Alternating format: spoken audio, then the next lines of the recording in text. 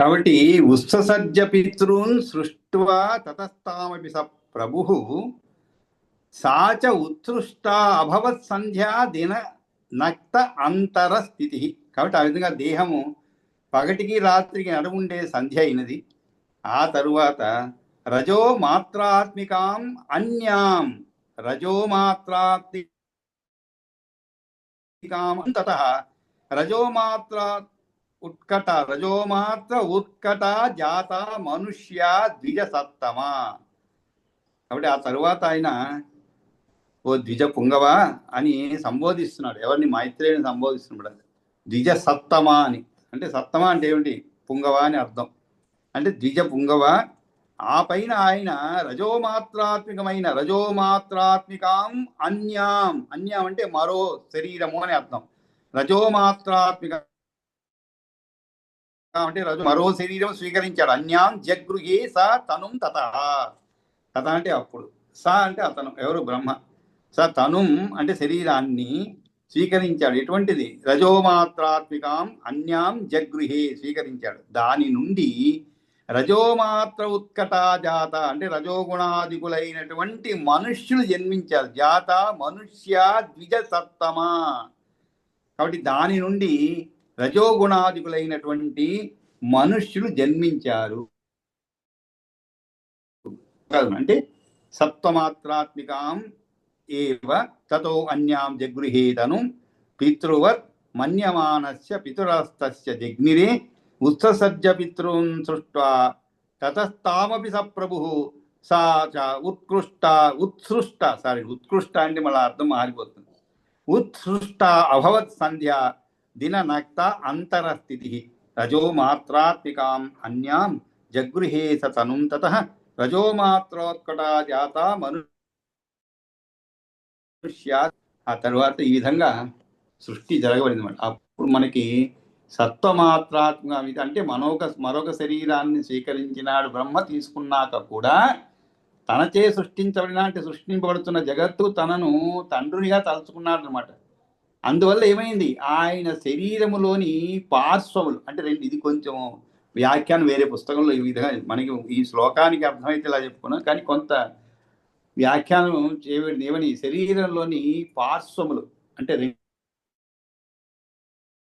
రెండు వైపులా ఉండేవి నుండి పితృదేవతలు పుట్టినారు అని దీన్నే వాయు పురాణం చెప్తుంది అనమాట.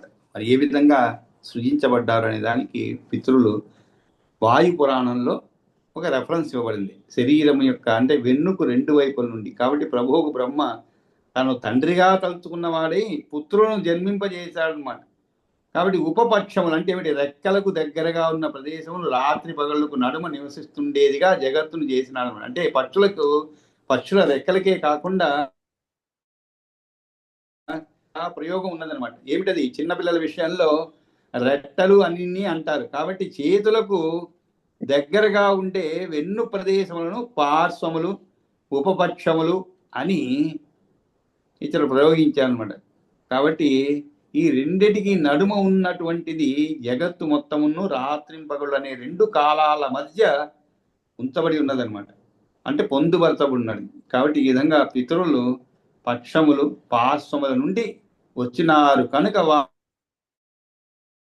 వారి యొక్క చరాచర ప్రాణి సముదాయము భద్రముగా ఉంచబడి ఉన్నది. ఇది ఒక చక్కటి వ్యాఖ్యానం అనమాట. కాబట్టి ఆ విధంగా నలుముఖముల బ్రహ్మ సత్వం మాత్రమే, రజోతమో గుణాలు లేనటువంటి మరొక శరీరాన్ని పుచ్చుకున్నాడు. అక్కడ నుండి పితరులు జన్మించినారు. వారిని పుట్టించినాక కూడా ఆ దేహాన్ని కూడా వదిలివేశాడు అనమాట. తరువాత ఏం చేశాడు? రజోగుణం ఒక్కటి మాత్రమే ఉన్నటువంటి మరొక తను స్వీకరించి దాని నుండి మనుష్యులు పుట్టినారు. మరి ఆ తర్వాత ఏం చేశారు? దానితో నిలిపేశారంటే సృష్టి లేదు. ఇంకా కూడా తామపి ఆసు సత్యాజ తమపి ఆసు స తత్యాజ తనుం సద్య ప్రజాపతి జ్యోత్స్నా సమభోత్సాపి ప్రాక్ సంధ్యా యా అభిధీయతే. ప్రాక్ సంధ్యా యా అభిధీయతే. కాబట్టి ఈ శరీరాన్ని వదిలిపెట్టినప్పుడు ఏమైనా ఇంతకుముందు 2 చదువుకున్నాం. ఒక శరీరాన్ని వదిలిపెట్టినప్పుడు అది రాత్రి అయినది, ఇంకో సాత్విక శరీరం వదిలిపెట్టినప్పుడు అది పగలు అయినది. ఈ విధంగా సంధ్యాకాలం అయినది ఒకటి, ఇంకొక శరీరము. మరి ఇప్పుడు ఈ రజో మాత్రాత్మకమైన శరీరాన్ని స్వీకరించాడు, దాని నుండి రజోగుణాత్మక మనుషులు జన్మించారు. శీఘ్రంగా ప్రజాపతి వెంటనే ఆ శరీరాన్ని విడిచిపెట్టాడు. తామపి ఆసు అన్నారు. ఆసు అంటే ఏమిటి? వెంటనే అని అర్థం. తమపి ఆసు అంటే వెంటనే ఆ శరీరాన్ని కూడా తను దాన్ని కూడా తత్యాజ అంటే వదిలిపెట్టారనమాట. అప్పుడు అది ఏమైనది? వెన్నెలగా ఏర్పడింది. దానినే ప్రాక్ సంధ్య అంటే తొలి సంధ్య అని పిలువబడింది అనమాట. ప్రాక్ సంధ్య అని. కాబట్టి ఈ విధంగా అట్లా వదలాన్ని తలుచుకున్నందువలన ఆ శరీర త్యాగం లేదని జ్యోత్స్న అనగా ప్రభాతం అంటే తెల్లవారుట, అంటే చీకట్లు పోయి వెలుతురు రావడం అనమాట. ఇంకా సూర్యోదయం కాలేదు అనడానికి.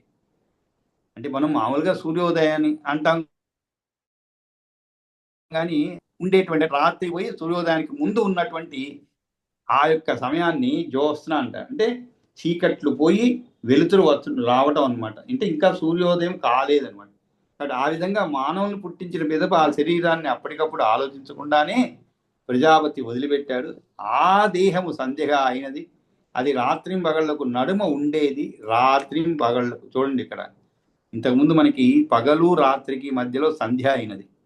మరి ఇక్కడ ఏం చెప్తున్నారు? రాత్రింపగళ్లకు అంటున్నారు. మధ్యలో ఉండేది అంటే తరువాత అనమాట. మధ్యలో ఉండేటువంటి దాన్ని జ్యోత్స్న అని పిలుస్తున్నారు అని చెప్పబడింది అన్నమాట. కాబట్టి సామప్యాసు సత్యత్యాజ సత్యాజ తను సద్య ప్రజాపతి జ్యోత్స్నా సమవత్సాపి ప్రాక్ సంధ్యా యా అభిధీయతి. అభిధీయతే అంటే ఏమిటి? పిలవబడుతున్నది అని అర్థం. ఏదైతే ప్రాక్ సంధ్య అంటే తొలి సంధ్య అని అర్థం. అంటే మరి తొలి సంధ్య ఎందుకైందండి? ఇక్కడ సంధ్యలు 2 ఉంటాయండి. అంటే సంధ్య, సాయం సంధ్య. సాయం సంధ్య అంటే మనకి తెలుసు, అంటే పగటికును రాత్రికి మధ్యలో ఉండేది. ఇది రాత్రికును పగటికి ఉండేది కాబట్టి మొదటిది అయింది అన్నమాట. అందుకని దీన్ని తొలి సంధ్య అంటారు. అంటే రోజులో మొదటిది అన్నమాట. అలా అర్థం చేసుకోవచ్చు మనం. కాబట్టి 2 సంధ్యలు, పగటి సంధ్య, సాయం సంధ్య. కాబట్టి ఆ విధంగా మామూలుగా ఈ సంధ్యావందనం అంటుంటారు. అది చేసేవాడికి తెలుస్తున్నమాట ఇది. అంటే ప్రాతః సంధ్య, సాయం సంధ్య, సరే మాధ్యాహ్నికం అంటే మధ్యలో చేసేది రోజుకి, అది ఒకటి. ప్రాక్ సంధ్య అంటే తొలి సంధ్య అని పిలువబడేది. ఆ తర్వాత ఏం చేస్తారు ఆయన? జ్యోత్స్నాయాం ఏవ బలినో మనుష్యా పితర మైత్రేయ సంధ్యా సమయే తస్మాత్ ఏతే భవంతి వై. మైత్రి అందువలనే ఆ వెన్నెల ఏర్పడగానే ప్రాతః సంధ్య నుండి సాయం సంధ్య వరకు క్రమంగా మనుష్యులు పితరులు బలవంతులు అవుతున్నారన్నమాట. అందువల్ల పూర్వాహ్నంలో మానవులు, అపరాహ్నంలో పితరు. ఇక్కడ పూర్వాహ్నం, అహనం అంటే మధ్య, రోజుకి మధ్య అండి. పూర్వాహ్నం అంటే ఏమిటి? రోజులో ముందు భాగం అనమాట. అంటే మధ్యలో అది ముందు భాగం పూర్వాహ్నం అవుతుంది. ఆ తరువాత ఏమవుతుంది? అపరాహ్నం అవుతుంది. ఈ అపరాహ్నం ఇవన్నీ కూడా మనకు మామూలుగా పితృకార్యాలు చేసేటప్పుడు బాగా తెలుస్తుంది. మామూలుగా పితృకాల తర్పణాలు కానీ ఇవన్నీ వదిలేటప్పుడు మనం సామాన్యంగా అపరాహ్నంలోనే చేస్తుంటాం. అందుకే కొన్ని పూజలు మనం ఇంట్లో కూడా భగవద్ పూజలు అవన్నీ చేసేటప్పుడు అపరాహ్నానికి ముందే పూజ చేస్తాం అన్నమాట. ఎందుకంటే ఈ అపరాహ్నంలో పితరులు బలవంతులు అవుతారు. కాబట్టి జ్యోత్స్నాయామీవ బలినో మనుష్య పితర తథా మైత్రేయ సంధ్యా సమయే తస్మాత్ ఏతే భవంతి వై. అందువలనే ఆ వెన్నెల ఏర్పడగానే ప్రాతః సంధ్య నుండి సాయం సంధ్య వరకు క్రమంగా మనుష్యులు పితరులు బలవంతులు అవుతున్నారు అనమాట. అందువల్ల పూర్వాహ్నంలో మానవులు, అపరాహ్నంలో పితరులు బలవంతులు అవుతారు. కాబట్టి సంధ్యా సమయం అంటే సంధ్యాకాలము అవడంతో ఉపలయ అర్థం. అపరాహ్నము పితరుల పూజా సమయం అని వేదవాక్యం ఉన్నందువలన అని చెప్పాలి. కాబట్టి అందుకే మనం ఏది కూడా, కానీ ఈ రోజుల్లో ఇది మనం చాలా చింతించవలసిన విషయం అనమాట. కానీ మనం కూడా తప్పదు, మనకు కూడా. ఈ ఉదాహరణకి పెద్ద పెద్ద పట్టణాల్లో ఏం చేస్తుంటారు పాపం, అపరాహ్నంలో చేయవలసిన కర్మలు కూడా చేయించేటువంటి బ్రాహ్మణులు పొద్దున 10 గంటలకే 9 గంటలకే అన్నీ అయిపోతాయి అనమాట. అయిపోయి ఆ కర్త కూడా సెలవు దొరకదు అనమాట. కాబట్టి అపరాహ్నం చేయవలసిన కొన్ని కార్యక్రమాలు ఉన్నాయి, అవి అప్పుడే చేయాలి. కానీ పొద్దున్నే చేసేస్తున్నారు. పొద్దున 10 గంటల లోపే అన్నీ అయిపోతున్నాయి అనమాట. తర్పణాలు వదలటం అన్నీ అయిపోతున్నాయి. అన్నీ అయిపోయి శుభ్రంగా భోజనం చేసి వచ్చినటువంటి ఆ భోక్తలు కూడా భోజనం చేసి 10 గంటలకంతా అందరూ ఆ విధుల్లోకి వెళ్ళిపోతున్నారు. మరి ప్రస్తుత ఈ వేగానికి అటువంటి మార్పులు జరిగిపోతున్నాయి అన్నమాట. కానీ ఇవన్నీ కూడా అపరాహ్నంలో చేయవు. దానికి కారణం ఏమిటి? అపరాహ్నంలో పితరులు బలవంతులుగా ఉంటాం. కాబట్టి జ్యోత్స్నాయామేవ బలిత్రే సంధ్యా సమయే తస్మాత్ ఏతే భవంతి వై.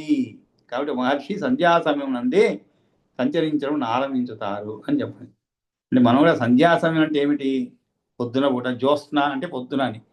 కాబట్టి ఆ సమయంలో మనం కూడా అంతే కదండి. రాత్రి అంతా ఏం చేస్తాం? రాత్రి మనం సంచరించకూడదు, నిద్రించాలన్నమాట. అంటే శరీరానికి బాగా పొద్దున్నంతా చేసిన పనికి విశ్రాంతి ఇవ్వాలి. మళ్ళీ ఎప్పుడైతే జ్యోత్స్న సమయంలో నుంచి మనం మళ్ళీ సాయంత్రం సంధ్యా సమయం వరకు కూడా పనిచేయచ్చు అనమాట. మళ్ళీ రాత్రి అంటే మనం ఎప్పుడైతే సూర్యచంద్రుల యొక్క గమనంతో మనం మన దినచర్యన సరిగా చేసుకున్నాం ఆ రోజుల్లో అనమాట. ఇప్పుడు సూర్యోత్తమం సూర్యోదయము మనకి పని లేదు. ఎప్పుడు 24 గంటలు కావస్తే వెలుతురు ఉంటుంది. కాబట్టి ఎప్పుడు చేయవలసిన పని ఇప్పుడు అనేటువంటి ఏమీ లేదన్నమాట. రాత్రి చేయవలసిన పని పొద్దున చేయవలసిన రాత్రి ఏ విధంగా చేసుకోవచ్చు. సరే, కాకపోతే మనం శరీరాన్ని స్వాభావికంగా ఏ విధంగా సృష్టించబడదో దానికి విరుద్ధమాట. కాబట్టి కొన్ని అనర్థాలు కూడా ఎదురవుతున్నాయి మనకి, శారీరకంగా కానీ మానసికంగా కానీ అన్ని విధాలన్నమాట. సరే, ఆ తర్వాత ఏమైనది? జ్యోత్స్న రాత్రి అహని సంధ్య చత్వారేతాని వై ప్రభోః బ్రహ్మణత్తు శరీరాన్ని త్రిగుణోపాత్రయానితు. కాబట్టి జ్యోత్స్న రాత్రి అహని. జ్యోత్స్న రాత్రి అహని అంటే ఏమిటి? జ్యోత్స్న ఇది అందువలన జ్యోత్స్న అనేది రాత్రి పగళ్లకు నడుమున ఉండే సమయము అని చెప్పడం ఉపాసన చేయటం కొరకు. జ్యోత్స్న రాత్రి అహని సంధ్య చత్వారి ఏతాని వై ప్రభోః బ్రహ్మణస్తు శరీరాన్ని త్రిగుణోపాత్రయానితో. త్రిగుణ ఉపాశ్రయానితో. త్రిగుణ ఉపాశ్రయ అంటే వెన్నెల, రాత్రి, పగలు, సంధ్య. వెన్నెల, రాత్రి, జ్యోత్స్న, రాత్రి, అహని, సంధ్య. అహని అంటే ఏమిటి? పగలు అని అర్థం. సంధ్య అంటే సాయం సంధ్య అని. ఈ 4 కూడా ప్రభువైన బ్రహ్మను ఆశ్రయించి ఉండేటువంటి శరీరాలు. ఎందుకంటే మనం చదువుకున్నాం అవి ఎలా సృష్టించబడ్డాయనేటువంటి విషయం మనం చదువుకున్నాం అనమాట. కాబట్టి ఆ విధంగా సృష్టించబడ్డవి కాబట్టి ఆయన యొక్క గుణాలు అంటే ఆ యొక్క త్రిగుణాలను కూడా ఆశ్రయించి ఉండేటువంటి శరీరాలు అని చెప్పబడింది. ఎవరిది? బ్రహ్మదేవుని యొక్క త్రిగుణాలను కూడా ఆశ్రయించి ఉండేటువంటి శరీరాలు ఇవి. ఏవి? వెన్నెల, రాత్రి, పగలు, సంధ్య. జ్యోత్స్న రాత్రి అహని సంధ్య చత్వారి ఏతాని అంటే ఇవి అని అర్థం. ఏతాని అంటే చత్వారి అంటే 4. చత్వారి ఏతాని అంటే ఈ 4 కూడా బ్రహ్మణస్తు శరీరాన్ని. బ్రహ్మణ అంటే ఇక్కడ బ్రహ్మ అని అర్థం. బ్రాహ్మణ బ్రహ్మ ఇది మనం ఎప్పుడు కూడా జాగ్రత్తగా చదువుతూ ఉండాలి. బ్రహ్మణ బ్రాహ్మణ అనేటువంటి సరిగా అర్థం చేస్తారు. ఇక్కడ బ్రహ్మణస్తు అంటే బ్రహ్మ యొక్క శరీరాన్ని త్రిగుణ ఉపాశ్రయానితో. త్రిగుణ ఉపాశ్రయాన్ని. ఉపాశ్రయాన్ని అంటే ఏమిటి? ఆశ్రయించి అని అర్థం. కాబట్టి ఆయన ఉండేటువంటివి అని చెప్పాలి. కాబట్టి ఈ విధంగా ఈ 3 కూడా సృష్టించబడ్డాయి. మరి ఆ తర్వాత ఏమి జరిగినది? రజో మాత్రాత్మికామేవ తతో అన్యాం జగృహేతను తతక్షుద్ బ్రాహ్మణో జాత జగ్నే కోపస్తయా తతః. కాబట్టి ఆ తరువాత రజో మాత్రాత్మికాం ఏవ. రజో మాత్రాత్మికాం ఏవ తతో అన్యాం జగృహేతను. ఆ తరువాత దాని చేత క్షుధ ఆకలి పుట్టినది. అంటే మనకి ఆకలి అనేది ఎలా పుట్టినది? అసలు భగవంతుడు ఆకలి అనేది లేకుండా ఉంటే, సృష్టించకుండా ఉంటే ఆకలిని, అసలు ఈ ప్రపంచమంతా కూడా వేరుగా ఉండేదేమో అని మనం ఊహించుకోలేమన్నమాట. అసలు ఏమీ ఉండదేమో. మన ఏ కార్యము జరగదు, అసలు మనకి ఏం అవసరాలే లేవు కదండి. ఆకలి ఉన్నందువలనే దాని నుంచే మిగిలిన అవసరాలన్నీ కూడా పుట్టుకొస్తాయన్నమాట.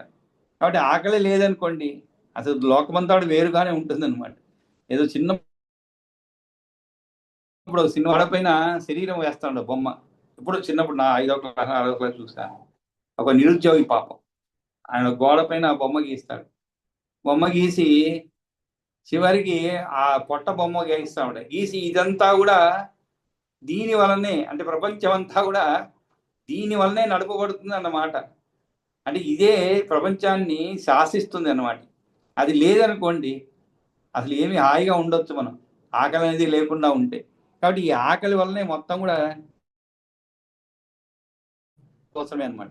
కాబట్టి రజోమాత్రాత్మికామేవ తతో అన్యాం జగృహే తను. జగృహే అంటే మరలా కూడా స్వీకరించాడని అర్థం. ఏం స్వీకరించాడు ఆయన? రజోమాత్రాత్మికాం ఏవ, మళ్ళా కూడా బ్రహ్మ రజోమాత్రమైన శరీరాన్ని మరొక దాన్ని గ్రహించాడనమాట. దాని వలన విరించకి ఆకలి పుట్టింది. తత క్షుద్ బ్రాహ్మణో జాత. క్షుద్ అంటే ఏమిటి? ఆకలి అని అంటాం. క్షుద్ పిపాస అంట, ఆకలి దప్పికలు. పిపాస అంటే దప్పిక, అంటే నీరు తాగాలి ఆకలి. కాబట్టి క్షుద్ బ్రాహ్మణో జాత జగ్నే కోపస్తయా తత. కాబట్టి కోపం అంటే ఏంటి? కోపస్తయా అంటే అతనికి విరించి ఆకలి పుట్టింది, దాని నుండి కోపం కూడా కలిగింది అన్నమాట. జాత జగ్నే కోపస్తయా తత. తత అంటే అప్పుడు ఆ శరీరంలో కోపం అనేది ఏర్పడింది అనమాట. ఆకలిగా ఉన్నప్పుడు మరి కోపం ఏర్పడుతుంది కదండి. ఆకలి లేదనుకోండి కోపమే లేదు అసలు. అందుకే కొంతమందికి లంచ్ టైం అయింది, ఏదో 4 ముద్దలు తినేసి వచ్చి కూర్చుంటే ప్రశాంతంగా, అప్పుడు మనం వాళ్ళ దగ్గరికి పోవాలి. లేదనుకోండి చాలా కోపంగా ఉంటారు అనమాట. సమయం దాటిపోతుంది, ఆకలి మంటలు, బుద్ధి పనిచేయడం నిలిచిపోతుంది, ఎదుటివాడు ఏం చెప్తున్నాడో వినడు, బీపీ పెరిగిపోతుంది, ఇవన్నీ కూడా అనమాట. కాబట్టి తతక్షుద్ బ్రాహ్మణో జాత జగ్ని కోపత్తయ తత. దానివల్ల బ్రహ్మ నుండి ఆకలి పుట్టింది అనమాట. దానినే వ్యాపించబడి కోపం జనించింది. దానిచే వ్యాపించబడి కోపం జనించింది అనమాట. ఆకలి నుండి కోపం. క్షామ అంధకారే క్షుత్ క్షామాన్ క్షుత్ క్షామాన్ అంధకారే అథ సో అసృజత్ భగవాన్ తతః విరూపాః శ్మశ్రులా జాతాతే అభ్యధావన్ తతః ప్రభుం. క్షుత్ క్షామాన్ అని చెప్పినప్పుడు సరే, ఇక్కడ బ్రహ్మ విరించికి ఆకలి పుట్టింది, దాని నుండి కోపం కూడా కలిగింది అని చెప్పబడింది. ఆ తర్వాత ఏమైంది? క్షుదితి అంటే ఆకలి కోపాలతో నిండినవాడై అమాన్ అంధకారే, నిండినవాడై నలు అంధకారములో ఉన్న వారిని పుట్టించాడనమాట. అంటే ప్రభువు మీదికి పరిగెత్తి వచ్చినారు వాళ్ళు. ఇప్పుడు ఆయన ఏం చేశారు? గమ్ము ఉంటే సరిపోయేది, ఆ సమయంలో సృష్టించాడనమాట. క్షుత్ క్షామాన్ అంధకారే అతసో అసృజత్ భగవాన్ తత. కాబట్టి భగవంతుడు చీకటిలో ఆకలికి బక్క చిక్కిన వారిని సృజించాడన్నమాట. అప్పుడు వాళ్ళు ఎలా ఉన్నారు? వికృత రూపులు. శ్మశ్రులా, అంటే శ్మశ్రు అంటే గడ్డం అని అర్థం. కాబట్టి శ్మశ్రులా అంటే గడ్డాలు కలిగేటువంటి వారు పుట్టారనమాట. వారు బ్రహ్మనే జాతాతే అభ్యధావన్ తత ప్రభుం. అభ్యధావన్ అంటే ఎదురుగా పరిగెత్తి రావటం అండి, అంటే పైకి పరిగెత్తి రావడం అని అర్థం. అంటే కొట్టేది కానీ చంపేది కానీ పరిగెత్తు రావడం అని అభ్యధావన్ అంటే ఎదురుగా రావడానికి. ఎందుకు వచ్చారు వాళ్ళు? ఆ బ్రహ్మనే తినదలిచి తరిమారన్నమాట ఆయన్ని. అంటే జన్మించగానే అంటే బ్రహ్మని తినదలిచి తరిమారన్నమాట. ఎవరు? ఆకలి చేత తిండి లేక బక్క చిక్కిన వారిని, వికారంగా ఉన్న వారిని, గడ్డాలు మీసాలతో కూడుకొని ఉన్న వారిని పుట్టించినారనమాట.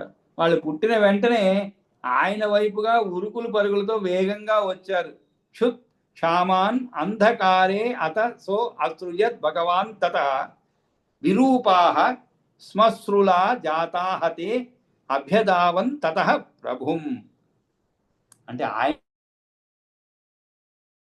సృష్టించాడు కాబట్టి అదేవిధంగా వీరు కూడా అటువంటి లక్షణాలు కలిగిన వారుగా, అటువంటి గుణములు కలిగిన వారుగా పుట్టారనమాట.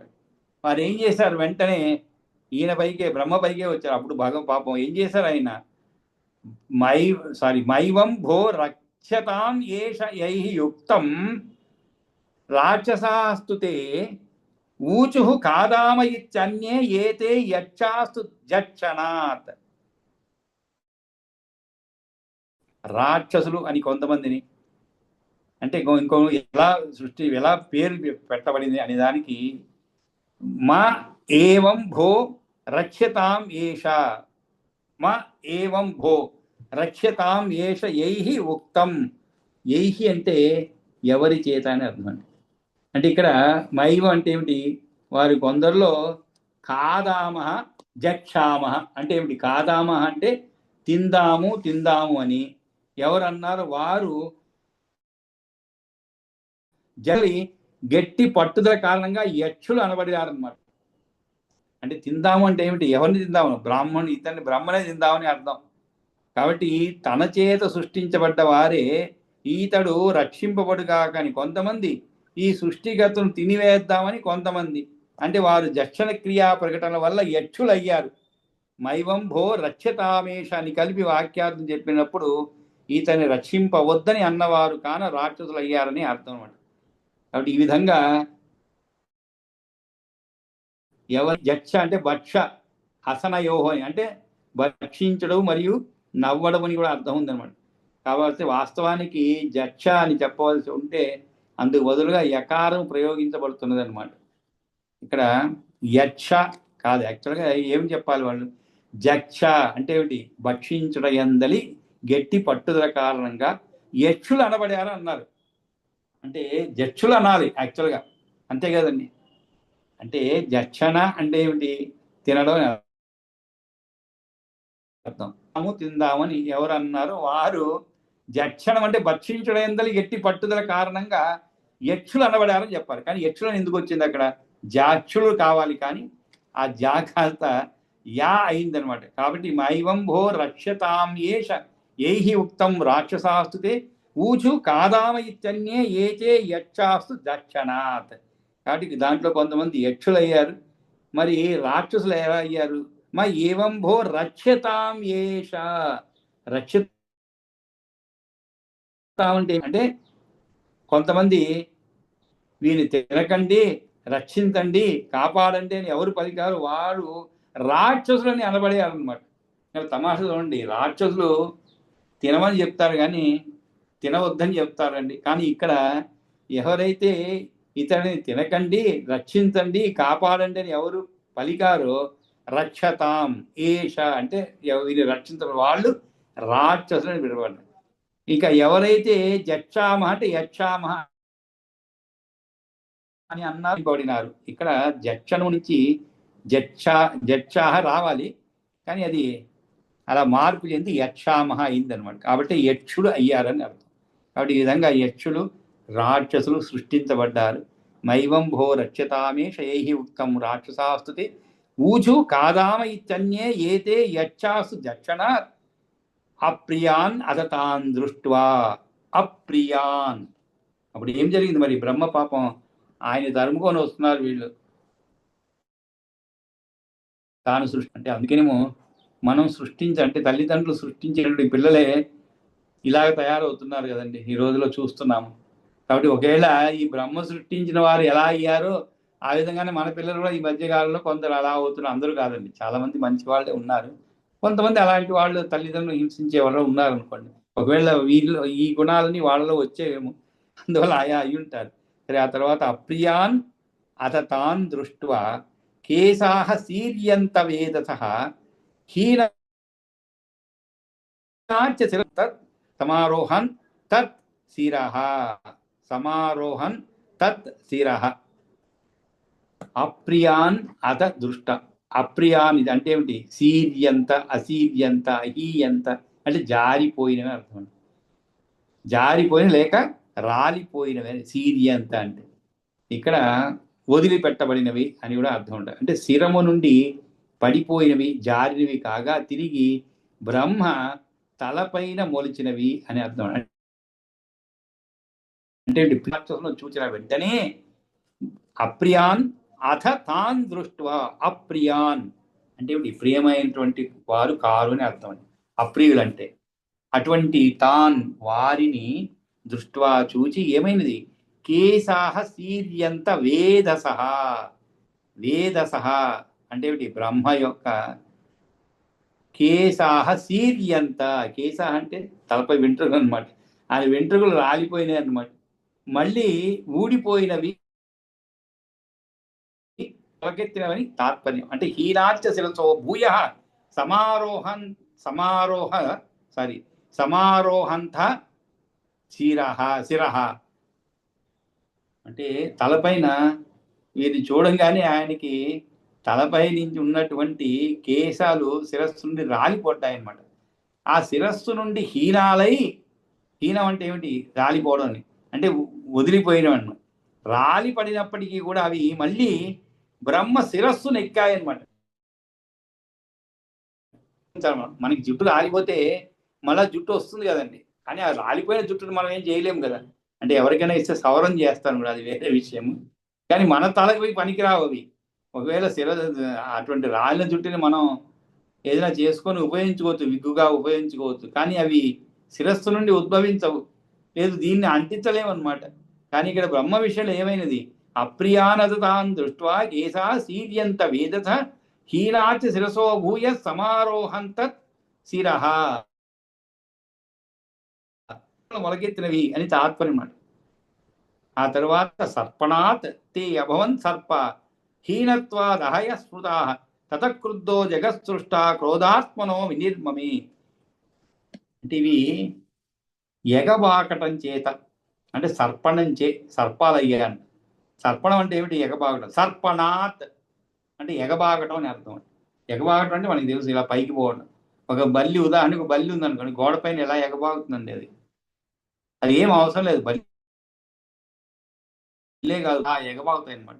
కానీ బల్లి గోడ పైన చాలా సులభంగా ఎగబాగుతుంది, మిగిలిన జంతువులు కొమ్మల పైన అలా సులభంగా బాగుతుంది. ఇక్కడ సర్పణాన్ తే అభవన్. సర్పణాన్ అంటే ఏమిటి, ఎగబాకటంచే, అంటే సర్పణంచే అవి ఏమయ్యాయి, సర్పాలు అయ్యాయి అనమాట.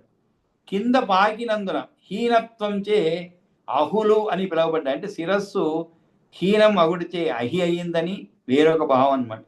అందువల్ల సృష్టికర్త కోపగించిన వాడై క్రోధాత్ములను సృష్టించారు. జగత్స్రష్ట క్రోధాత్మను వినిర్మమే.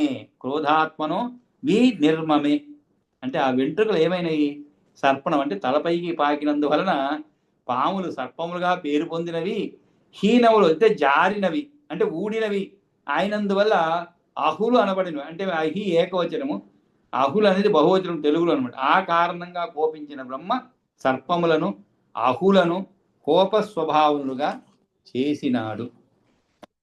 అంటే వాటికి ఒక ఉదాహరణ చెప్పాను.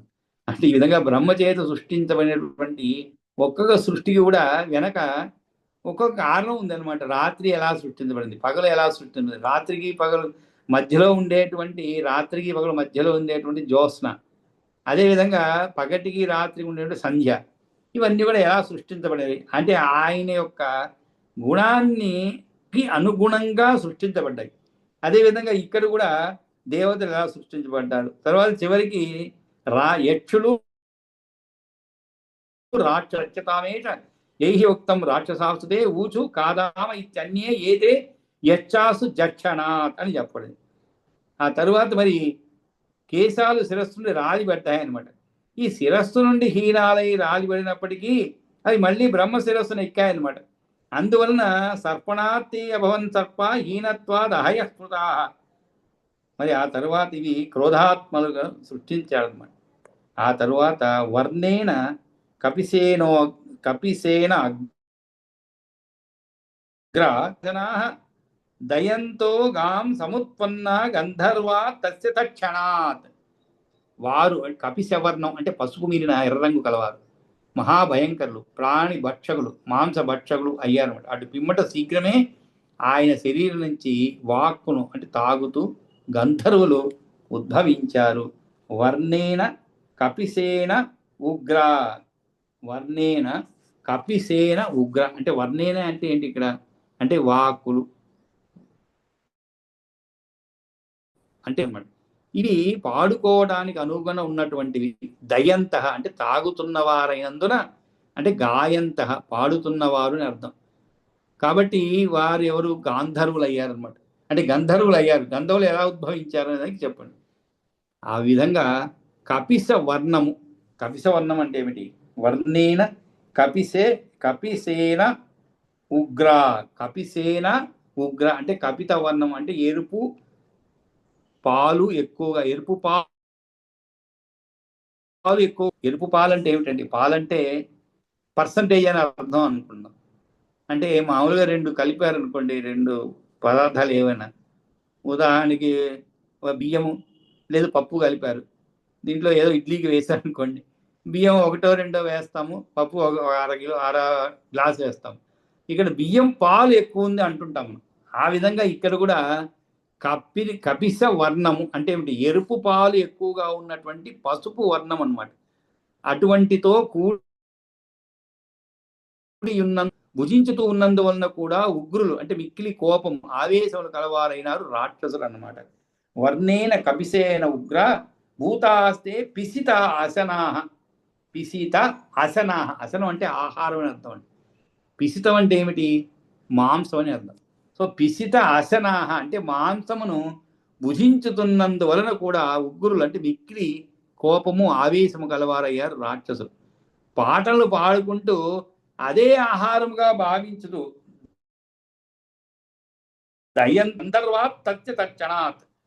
కాబట్టి వీరు గంధర్వులు ఎలా పుట్టారు? వారు అంటే ఆహారముగా భావిస్తూ దేనిని? పాటలను పాడుకుంటూ అదే ఆహారంగా భావించు తాగుతూ ఈ నేలపై జన్మించినందువలన వారిని గంధర్వులను పిలుస్తున్నామట.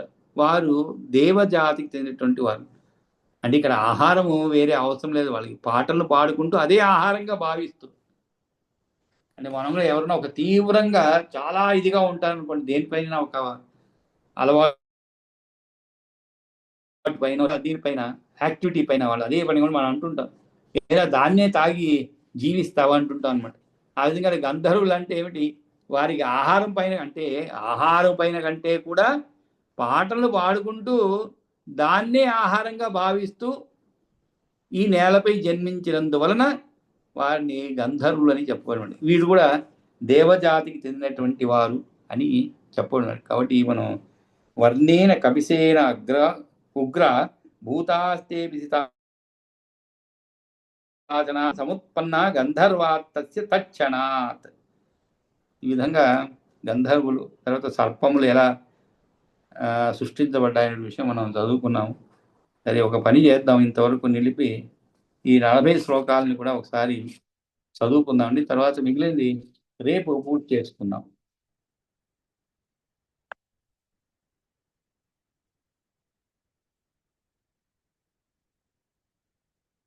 చదువుతారండి ఎవరన్నా? ఈ 5వ అధ్యాయం మొదటి నుంచి చదవాలి. ఆజ్ఞండి గురుగారు. చదవండి.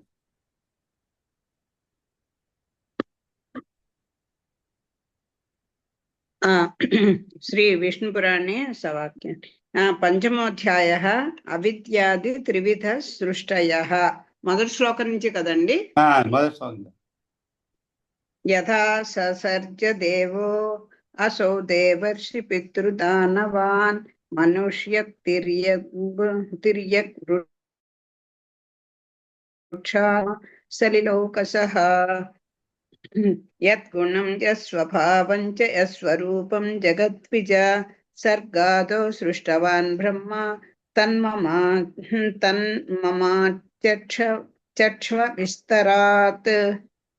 ఇవి లైన్ గా లేవండి, అందులో కొంచెం టైం పడుతుంది. మైత్రేయ కథయామ్యేతత్ శృణుష్వ సుసమాహితః. యథా ససర్జ దేవో అసౌ దేవాన్ విభుః సృష్టిం చింతయతస్తస్య స్వర్గాదిషు యథా పురా అబుద్ధిపూర్వకః సర్గః ప్రాదుర్భూతస్తమోమయః.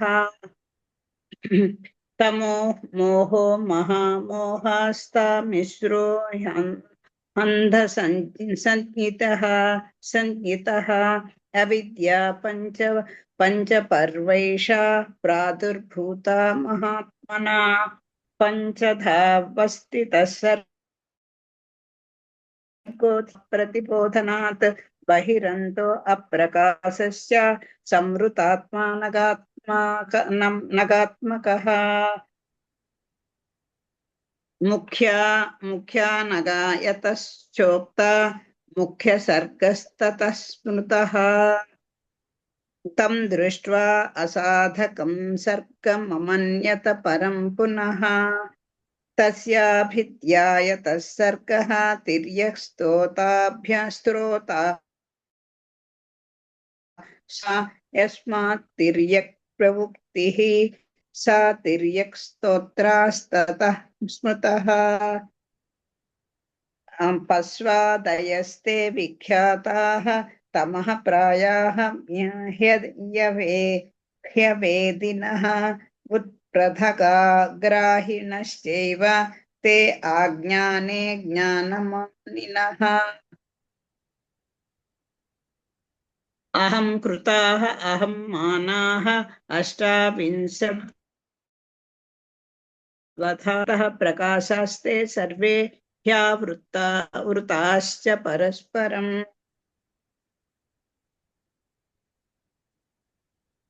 ఇక్కడ వ్యాఖ్యానంతో ఉన్న పుస్తకం వల్ల చాలా టైం తమప్య సాధకం మత్వా ధ్యాయతో అన్యస్తతో అభవతు ఊర్ధ్వస్త్రో శ్రోతాస్తృతీయస్తు సాత్వికోర్ధ్వమవర్తత తే సుఖప్రీతి భక్తస్వనావృతాః ప్రకాశా బహిరంతస్య ఊర్ధ్వశ్రోతోద్భవాః స్మృతాః తుష్టాత్ మనస్తృతీయస్తు దేవసర్గస్తు సప్స్మృతః తస్మిన్ సర్గే అభవత్ ప్రీతిః నిష్పన్నే బ్రాహ్మణస్తదా తతో అన్యం స తదా దౌఢ్యం సాధకం సర్గముత్తమం అధ సాంధకాస్తు తాన్ జ్ఞాత్వా ముఖ్యసర్గాదిసంభవాన్ తదాభిధ్యాయతస్తస్య సత్యాభిధ్యాయినస్తతః ప్రాదుర్భూతస్తదా అవ్యక్తాత్ ఆర్వాక్రోతాస్తు సాధకః యస్మాదర్వా వ్యవర్తంత తతో క్రోశతః క్రోతసః స్మృతాః తే చ ప్రకాశ బహుళాః తమోద్రిక్తా రజోదికాః తస్మాత్ తే దుఃఖ బహుళాః భూయో భూయశ్చ కారిణః ప్రకాశాః బహిరంత